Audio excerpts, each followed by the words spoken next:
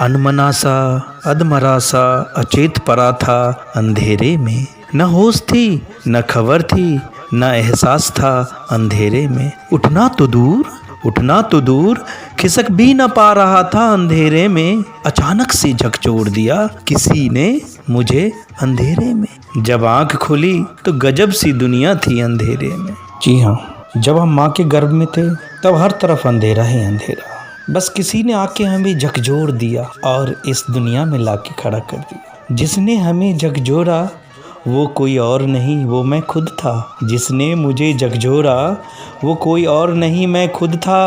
मेरा रंग था गजब, मेरा रूप था गजब, और मैं ही मैं था, कोई दूसरा नहीं था। और वो कोई और नहीं, एक उजाला था। वो कोई और नहीं, एक उजाला था। और जब हम यहाँ आए तो हर चीज़ जानने की कोशिश करी। सब हमारे लिए एक नया था, एक नयापन था।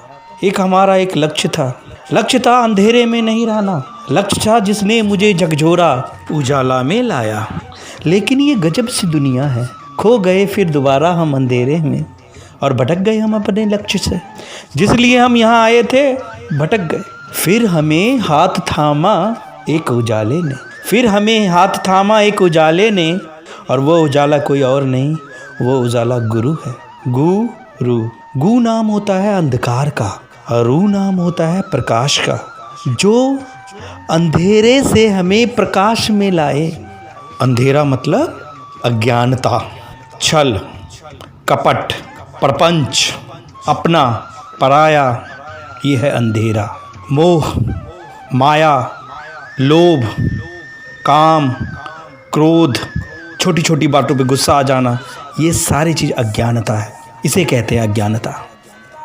मतलब हमने इस दुनिया में हर चीज़ हासिल करने की कोशिश की, बहुत नाम कमाया, हर चीज़ को बटोरा, फिर भी हम अशांत हैं।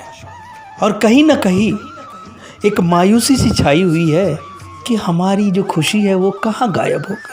हम अपने लक्ष्य से क्यों भटक गए हैं? यही तो हम लोग कर रहे हैं।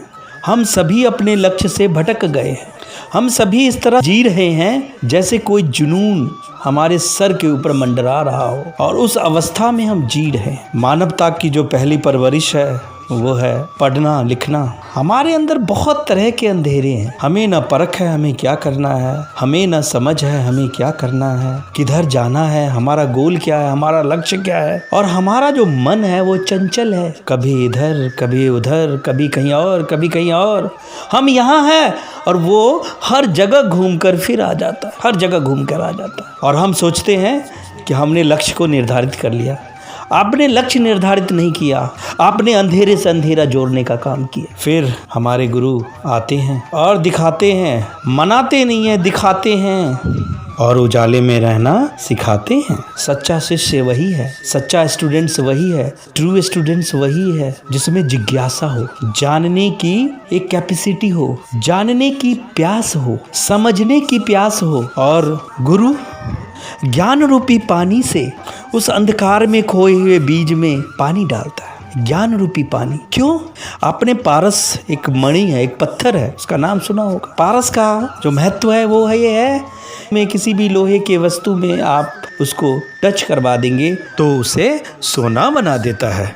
ये खासियत है पारस मणि का। ज्ञान रूपी पानी से हमेशा शिष्य को, अपने स्टूडेंट्स को सींचने की कोशिश करते हैं ज्ञान। लेकिन आजकल देखें तो हम लोगों ने खुद ऐसी दुनिया बना दी है कि हमें अपने आप पे घमंड हो रखा है। टेक्नोलॉजी इतना एडवांसमेंट हो गया, घमंड हो गया है अपने आप को। और इस लॉकडाउन में मौका है अपने आप को समझने का, उस अंधेरे को दूर करने का एक मौका है। और उस मौका से चूकना नहीं चाहिए, उस मौका से भागना नहीं चाहिए, डटकर मुकाबला करना चाहिए। और ये संसार हमेशा बदलता है और हमेशा बदलता रहेगा, हमेशा बदलता है, हमेशा बदलता रहेगा। अब देखिए हम लोगों की सोच कैसी है। हम लोग स्कूल जाते हैं, कॉलेज जाते हैं, पढ़ते हैं। हम लोग पढ़ते नहीं हैं, हम लोग पढ़ते नहीं हैं, करते क्या हैं? कबीरदास जी का एक दोहा है, बहुत ही प्यारा दोहा है कि साबुन बिचारा क्या करे गाठे वाखे मोए। साबुन बिचारा क्या करे गाठे वाखे मोए।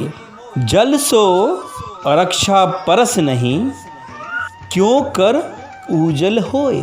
मतलब इसका ये हो गया कि साबुन को आपने गांठ बनाकर अगर बांध रखा है और उसको जल से, पानी से अगर उसको स्पर्श ही नहीं किया, उसको टच ही नहीं किया, तो कपड़ा उजाला कैसे हो। मतलब हम लोग पढ़ते हैं, लिखते हैं, सुनते हैं, समझते हैं, सब कुछ करते हैं, लेकिन विचार नहीं करते, अमल नहीं करते उस पर। फिर आपका जो अंतःकरण है, आपका जो मन का मैल है, वो कैसे साफ होगा, कैसे शुद्ध होगा, कैसे हम अच्छे विचार, कैसे अपने लक्ष्य को हम निर्धारित कर पाएंगे। लक्ष्य से तो फिर भटक गए हम, लक्ष्य से तो फिर भटक गए हम। गए स्कूल कॉलेज, किताब पढ़ी, बुक पढ़ी, और उसके बाद हम फिर वो रटते हैं, उसकी प्रैक्टिस करते हैं, क्योंकि हम पढ़ने के लिए नहीं पढ़ते, लिखने के लिए हम नहीं लिखते, कुछ पाने के लिए लिखते हैं, कुछ पाने के लिए पढ़ते हैं। हम सोचते हैं कि पढ़ने से, लिखने से हम बड़ा आदमी बनेंगे, मेरा नाम होगा, दुनिया हमें जानेगी, पैसा होगा, इज्जत होगा, रुतबा होगा। कैसा ये सब? अगर ये सब सिर्फ आपके मन और मस्तिष्क में विराजमान है, अगर सिर्फ उसको आपने कंठ में धारण कर रखा है, गले में है, बोलने में है सिर्फ, बट आप अमल नहीं करते, बात तो वैसे ही हो गई। प्यास लगी है और हम पानी की तारीफ़ कर रहे हैं, ये खराब पानी है, ये अच्छा पानी है, वो स्वच्छ पानी है, ये पानी इसमें रखा हुआ है, वो पानी गरीब के पास है, वो पानी उसके पास है, ये पानी उसके पास है, वो पानी उसके पास है, पानी कुएं में है, पानी तालाब में है, पानी प्यूरिफाई हो रहा है, उससे प्यास नहीं बुझेगी। प्यास बुझने के लिए उस पानी को हमें पीना पड़ेगा, तब वो असलियत महसूस होगी कि पानी क्या है। उसी प्रकार ज्ञान को, जब आपको आपका लक्ष्य जो है वो होना चाहिए ज्ञान की प्राप्ति, नॉलेज को गेन करना, कोई और नहीं, फल की चिंता नहीं, क्या होगा नहीं, फल की चिंता नहीं करते। इसलिए पढ़ना है कि हमारे अंदर जो अंधेरा है वो हम उजाला में कन्वर्ट कर। अंधेरा कुछ नहीं होता, हमारी नॉलेज का नहीं होना, हमारा ज्ञान का नहीं होना, हमारा स्टडी का नहीं होना ही अंधेरा है। Absence of light is called darkness. यही है अंधेरा, हमारी ज्ञान की कमी ही अंधेरा। गुरु उसी अंधेरे को दूर भगाते हैं और हर तरह से अपने जैसा बनाने की कोशिश करते हैं, उसको अपने आप से मिलवाने की कोशिश करते हैं जो उसके अंदर पहले से विराजमान है, विद्यमान है। तो आजकल पाठन का जो प्रचलन है, जो चल रहा है, वो इस तरीके से जा रहा है जैसे बस ये भी चाहिए, वो भी चाहिए, ये भी चाहिए, ये भी चाहिए, वो भी चाहिए, सब कुछ हमें एक साथ हम ग्रहण करना चाहते हैं। और यही दुर्भाग्य है इस संसार का। देखिए क्या से क्या हो रहा है, सब कुछ होते हुए भी हम जूझ रहे हैं, फाइट कर रहे हैं, लड़ रहे हैं। हमने खुद बनाया और खुद हम लड़ रहे हैं इन सब चीज़ों से। इसको पढ़ना नहीं कहते, इसको लक्ष्य निर्धारित नहीं कहते। तभी तो गुरुजी हैं, तभी तो टीचर हैं जो हमें इस भेद को बता सके कि ये है क्या चीज़। शिष्य, स्टूडेंट्स, अगर वो हृदय से वो समझने की कोशिश करें तो वो सब कुछ पा सकता है। उसी के अंदर अथाह विद्या विद्यमान है। गुरुजी, टीचर उस विद्या के अथाह समंदर में ले जाकर उस शिष्य को छोड़ देते हैं और कहते हैं जाओ, जितना हासिल कर सकते हो कर लो, बुझा लो अपनी प्यास को। लेकिन आजकल कुछ उल्टा ही हो रहा है। हर तरफ सिर्फ हम अपनी कामनाओं को पूर्ति करने के लिए पठन पाठन से लेकर हर काम, जॉब वगैरह सब हम करते हैं सिर्फ अपनी इच्छा की पूर्ति के लिए। कबीरदास जी का एक दोहा मुझे और याद आ रहा है, जाका गुरु है आंधरा, चेला खरा निरंध, अंधे को अंधा मिला, पड़ा काल के पंथ। अर्थात मतलब इसका ये हुआ कि जिसका गुरु ही अविवेकी हो, फिर तो शिष्य जो होगा, जो स्टूडेंट्स होगा, वो महाअविवेकी होगा। मतलब अगर गुरु भी अंधेरे में रह के कल्पना में ढूंढता रहेगा, सोचता रहेगा, खोजता रहेगा, जो कि पॉसिबल नहीं है, तो शिष्य भी तो वही करेगा, उस अंधेरे को और फैलाएगा जो कि है नहीं। तो ये भी ध्यान देने वाली है। जब भी आप शिक्षा ग्रहण करने जाएं, स्कूल जाएं, कॉलेज में जाएं, छोटे बच्चे को आपने देखा है, एक थप्पड़ मार भी देंगे तो भी वो प्यार से आपके पास आ जाएगा, भूल जाता है वो सब कुछ। कभी छोटे बच्चे को चलते हुए देखिएगा, जब वो चलने की कोशिश करता है, गिरता है, फिर उठता है, लेकिन वो छोड़ता नहीं है। ये नहीं कि एक बार गिर गया तो उठना, वो चलना नहीं सीखता।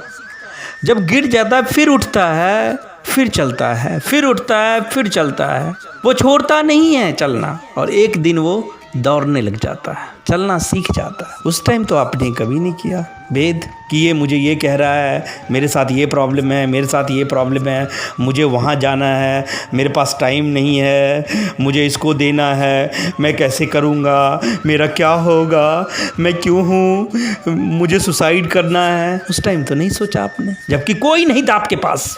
खुद आपने हिम्मत करी। क्या था आपके अंदर जिसकी वजह से आप ये चलना सीखे? वो है लाइट, वो है ज्ञान, वो है नॉलेज। और हर शिष्य को ऐसे ही सीखना चाहिए अपने गुरु से। और इस तरह से अगर आप ग्रहण करेंगे, इसका मतलब है आपको अहंकार को त्याग करना पड़ेगा। हम लोग सोचते हैं हम यहाँ जा रहे पढ़ने के लिए, हम इतना पैसा देते हैं, हम इतना कुछ करते हैं, हम इतना कुछ करते हैं, हम इतना कुछ करते हैं। नॉलेज, ज्ञान की कोई सीमा नहीं है और ज्ञान का कोई मोल नहीं है, अनमोल है। तो छल कपट को त्याग कर, और कहते बालक का जैसे छोटा बच्चा होता है, वो चलना नहीं सीखता फिर भी वो कोशिश करता है, वैसे चाहे आप थप्पड़ मारें या कुछ भी करें, वो चलना नहीं छोड़ता। बहुत दुख होता है, बहुत दर्द होता है, लेकिन उसके अंदर वो सिर्फ उजाले को देखता है। क्यों? क्योंकि उसको पता है अंधेरा कुछ भी नहीं होता। वैसे हृदय लेकर आप जाइए, स्कूल में, कॉलेज में जाइए और पढ़ने की कोशिश कीजिए, और वो है असली पढ़ाई। हो सकता है कभी आपके जो गुरु हैं नाराज हों, कभी आपने असाइनमेंट नहीं किया, कभी आपने कुछ पढ़ा नहीं, कुछ लिखा नहीं। हो सकता है गुरु आपका कई बार आपको जोर से बोल दें, तो सौभाग्य समझना चाहिए। क्यों? क्योंकि कबीरदास जी कहते हैं, गुरु कुम्हार शिष्य कुंभ है, गढ़ी गढ़ी काढ़े खोट, अंतर हाथ सहार दे, बाहर बाहे चोट। मतलब यहाँ पे गुरु की जो उपमा की गई है वो कुम्हार से की है कि गुरु कुम्हार के समान है और शिष्य घड़ा के समान है। गुरु टीचर शिष्य को, स्टूडेंट्स को परिपक्व बनाने के लिए, उजाले में लाने के लिए क्या करते हैं? आपने मिट्टी के बर्तन को देखा होगा, कुम्हार कैसे करता है, एक शेप देता है, एक आकार देता है, और नीचे उस बर्तन के नीचे में हाथ लगाता है और धीरे धीरे उसके ऊपर चोट करता है, मारता है, ताकि एक शेप बने, एक मजबूती हो, एक स्ट्रांगनेस हो।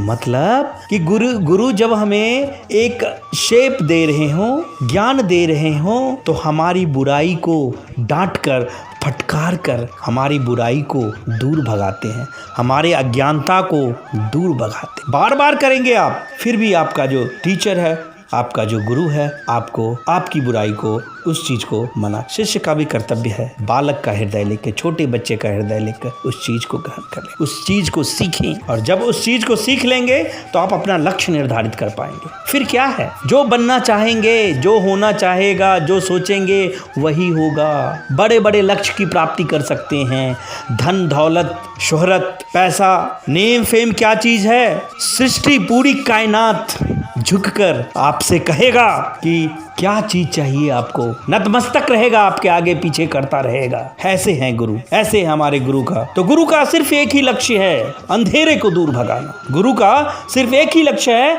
अंधेरे को दूर भगाना। क्यों? शिष्य कैसा है? शिष्य ऐसा है कि एक रूम है, अंधेरा है, ये रूम, ये संसार है, ये रूम जो है, ये जो आपका, ये रूम जो है आपका, ये जो आपका छोटा सा घर है, ये जो कमरा है, यह एक संसार मान लीजिए। और उस रूम में सब कुछ पड़ा हुआ है, सब कुछ जिस वजह से आप पठन पाठन करते हैं वो सब कुछ है। इज्जत है, नेम है, शोहरत है, पैसा है, खाने की चीज है, हर चीज वस्तु पड़ी हुई है। लेकिन अगर रूम अंधेरा है और आपको उसमें ढकेल दिया जाए, छोड़ दिया जाए, तो उसी तरीके से हैं जो आपको पता ही नहीं कि इस रूम में क्या क्या चीजें हैं। हो सकता है कि कांच हो, गिर जाए, आपके पैर में चुभ जाए। क्यों?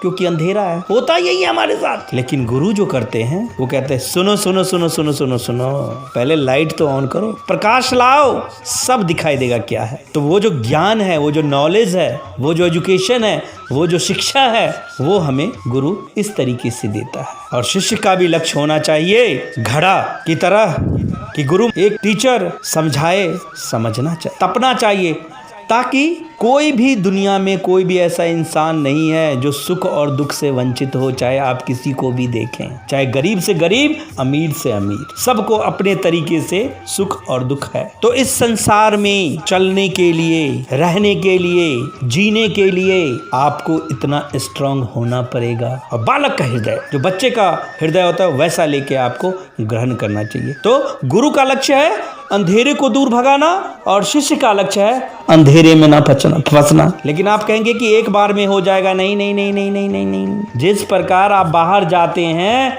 और आप बाहर जाने के बाद आपका कपड़ा गंदा हो जाता है तो आप क्या करते हैं? फेंक देते हैं? नहीं, उसको साबुन से धोते हैं तो मैल चला जाता है, फिर वो साफ हो जाता है, फिर पहन के जाते हैं। उसी प्रकार आपको बार बार अपने अंधेरे को एक सच्चा गुरु के साथ जाकर के उस अंधेरे को मिटाना चाहिए। तो यही है एक गुरु का लक्ष्य और एक शिष्य का लक्ष्य। यही है सिर्फ एक गुरु और शिष्य का लक्ष्य। Thank you so much. आप सभी को बहुत बहुत धन्यवाद।